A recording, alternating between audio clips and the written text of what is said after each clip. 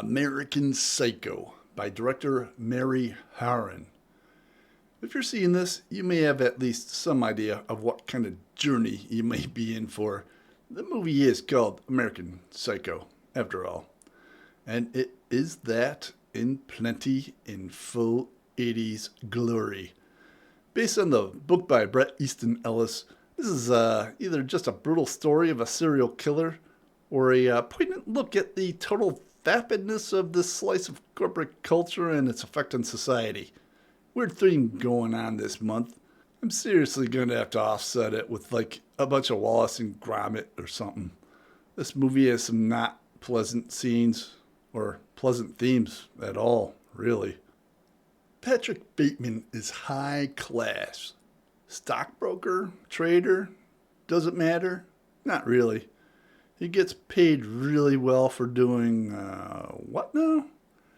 And it becomes quite clear very quickly this dude is a total psychopath.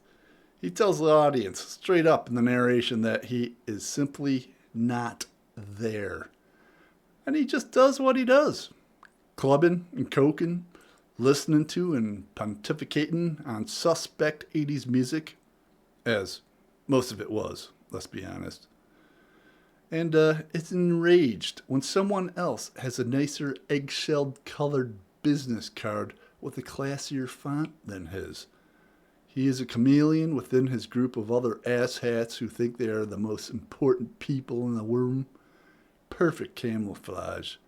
Who can even tell them apart, even within their own circles?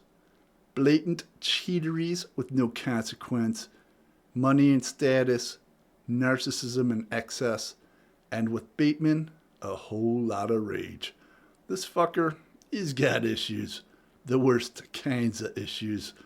And just ghosts on through, filled with greed and disgust. I wasn't kidding about the Wallace and Gromit thing. This movie is paired with watching after Brian Yuzna's Society as a bit too much of the shit sandwich to take a bite from without cleansing the palate a bit afterwards. I am reminded why I haven't watched this movie again in decades. While lead Christian Bale, aka Batman version 5, does a tremendous job pulling off the role, it's just such a fucked identity to begin with that just leaves you wanting to shower afterwards to get clean. It's not like basket case seediness and its somewhat fantastic plot.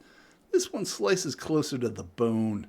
It makes you wonder how many people out there, nice, clean, and neat, are actually just the worst dark-souled, empty motherfuckers that can be. For the less fortunate of them, there's consequences. At this level of society, apparently there are few, if any. Jeebus. If I ever hear Gavin Newsom talk about the intricacies of Phil Collins' post-Genesis, I will not be surprised.